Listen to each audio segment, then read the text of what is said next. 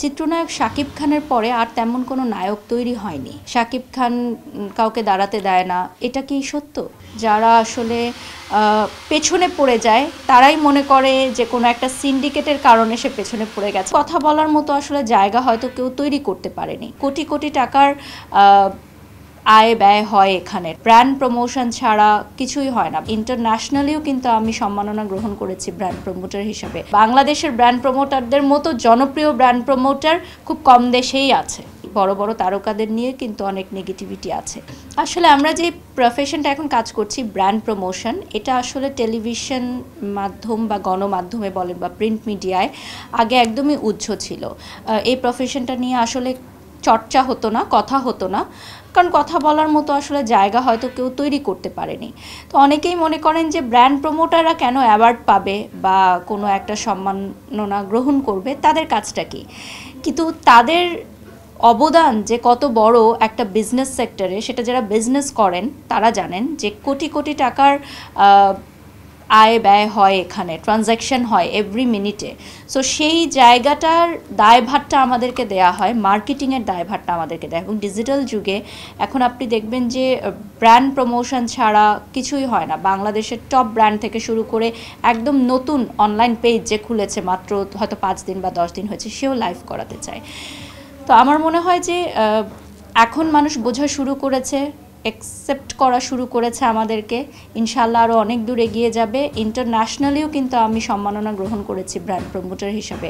আমার বাংলাদেশকে আমি রিপ্রেজেন্ট করেছি এবং আপনি দেখবেন পার্শ্ববর্তী দেশগুলোতেও এখন ব্র্যান্ড প্রমোশন সেক্টরটা তৈরি হচ্ছে, যেটা আগে ছিল না। বাট আমি বলবো যে আমাদের বাংলাদেশের ব্র্যান্ড প্রমোটারদের মতো জনপ্রিয় ব্র্যান্ড প্রমোটার খুব কম দেশেই আছে।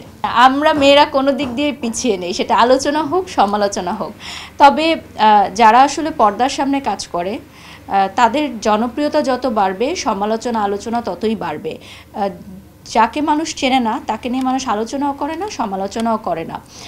আর আমরা সবসময় এটা বিশ্বাস করি যে মানুষের ভালোবাসাটা পাওয়া অনেক বড় একটা ভাগ্যের ব্যাপার। ঠিক তেমনি মানুষ সমালোচনা করবে, তাদের কোনো কিছু ভালো লাগবে না, খারাপ লাগবে না, সেটাও আমরা মনে করি এটা আমাদের পার্ট অফ দি জব।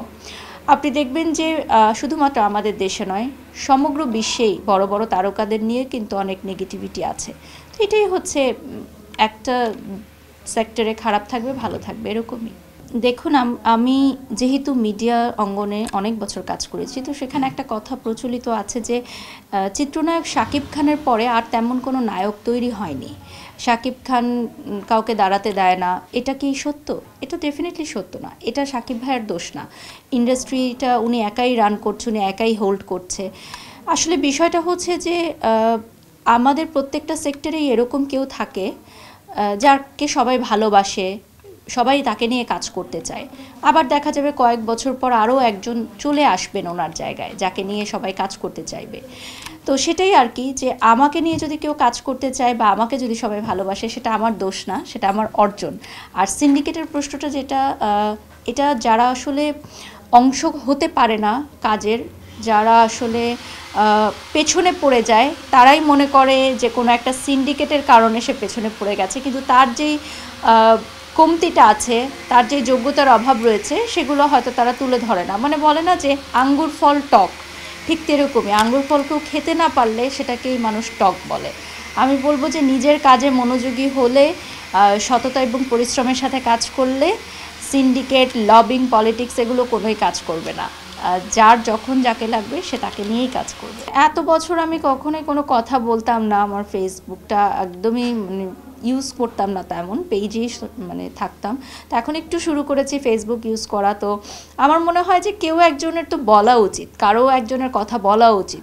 তো আমার মনে হয় আমার মাঝে মধ্যে এই পোস্টগুলো সবাইকে অনেক ভাবায় যে কেন দিচ্ছি, কাকে নিয়ে দিচ্ছি। তো আমি আসলে এটা সামগ্রিক সবাইকে নিয়েই আসলে একটা পোস্ট দিই, যেটা থেকে আসলে আমরা কিছু হয়তো বলতে চাই। আমরা আর্টিস্টরা অনেক সময় বলতে পারি না, কারণ দেখা যায় যে পেজ থেকে বললে ওখানে লক্ষ লক্ষ মানুষ দেখে, অনেকে এটা ভিন্ন প্রসঙ্গে নেয়। তো যেহেতু আমার ফেসবুক প্রোফাইলটা হচ্ছে শুধুমাত্র আমার মিডিয়া কলিগসদের জন্য, তো সেখানে আমরা মিডিয়ার কিছু বিষয় নিয়ে আলোচনা করি। আমি প্রোফাইল থেকে সেটা আলোচনা করি, আমার অডিয়েন্সদের পর্যন্ত পৌঁছায় না। আর আমি সবসময় মনে করি যে পরিবারের বিষয়গুলো পরিবারের মধ্যেই থাকা উচিত, পরিবারের বাহিরে যাওয়া উচিত নয়।